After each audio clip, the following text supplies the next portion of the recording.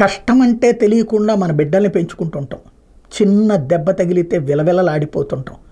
అవసరమైతే స్కూళ్ళ మీద గొడవలకు వెళ్తాం. ఎవరు ఏం చేసినా ఊరుకోం, ఎవరు ఏం చెప్పినా అంగీకరించాం. ఆ స్థాయిలో మనం ఇక్కడ మన బిడ్డల భవిష్యత్తు గురించి చూస్తాం. కానీ మనలాంటి బిడ్డలే మన్యంలో ఇవాళ ప్రాణాలు కోల్పోతున్నటువంటి బిడ్డలు. ఏడాదికి 50-60 మంది చనిపోతున్నారు చిన్నపిల్లలు అన్న వార్త చూసినప్పుడు చాలా ఆవేదన అనిపించింది.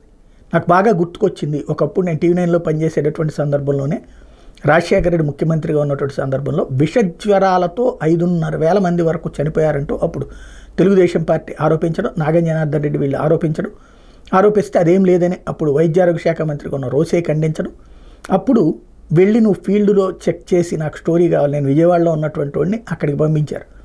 వెళ్ళినప్పుడు నేను అబ్జర్వ్ చేసింది ఏంటంటే అక్కడ జ్వరాలు కాదు అక్కడ ఉన్నటువంటిది, సరైన తిండి లేదు, సరైనటువంటి మంచినీళ్ళు లేవు, పనులు లేవు.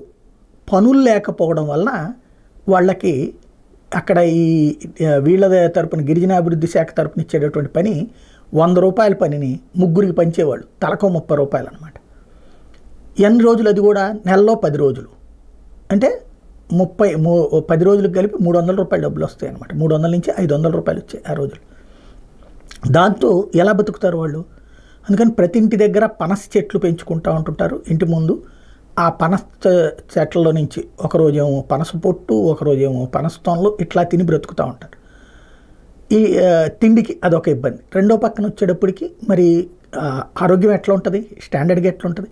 ఇంకోటి మంచినీళ్ళు ఎక్కడి నుంచి, అక్కడ కొండల్లో నుంచి జారే నీళ్లు ఓ తొట్టులోకి పోసి ఆ తొట్టికి ఒక గుడ్డ కట్టి అదే ఫిల్టరు, దాంట్లో కింద ఇంకొక తొట్టులోకి పడి ఆ తొట్టులో నుంచి ఇంకొక కింద తొట్టులోకి, దాన్నే సురక్షిత మంచినీళ్ళు అని చెప్పాడు. దాంట్లో బ్లీచింగ్ వేసేవాడు. ఆ నీళ్లు తాగితే కడుపు నొప్పి వస్తుంది. హాస్పిటల్ ఉండవు అక్కడికి.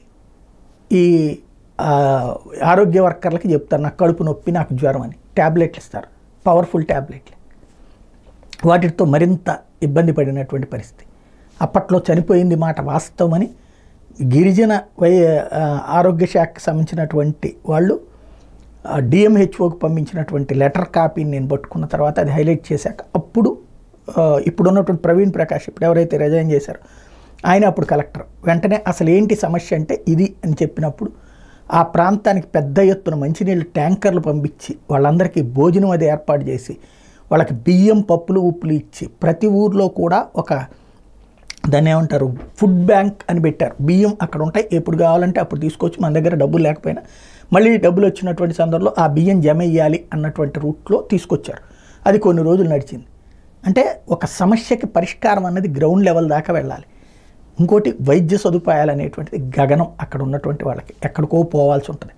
ఇప్పుడు అక్కడ మెడికల్ హాస్పిటల్ కడతారు అనుకున్నది అదే మెడికల్ కాలేజీ కమ్ హాస్పిటల్ కడితే వాళ్ళ జీవితాలు బాగుపడతాయి అనుకుంటే అదేమో మధ్యలో ఆగుంది. ఇప్పుడు ఆ పిల్లలు కడుపు నొప్పికి, కాలు నొప్పికి కూడా ప్రాణాలు కోల్పోయే పరిస్థితిలో ఉన్నారంటే పాత రోజులు గుర్తుకొచ్చినాయి. ఇవాళ అలాగ చనిపోతూ ఉన్నారంటే నిజంగా మనం సభ్య సమాజంలో బ్రతుకుతున్నాం. మన మధ్యలో ఉన్నటువంటి మన గిరిపుత్రులు ఆ విధమైనటువంటి ప్రాణాలు కోల్పోవడం దారుణమైనటువంటి పరిస్థితి. దాని మీద సమీక్షించి శాశ్వత పరిష్కారం కనుక్కోవాల్సి ఉంది.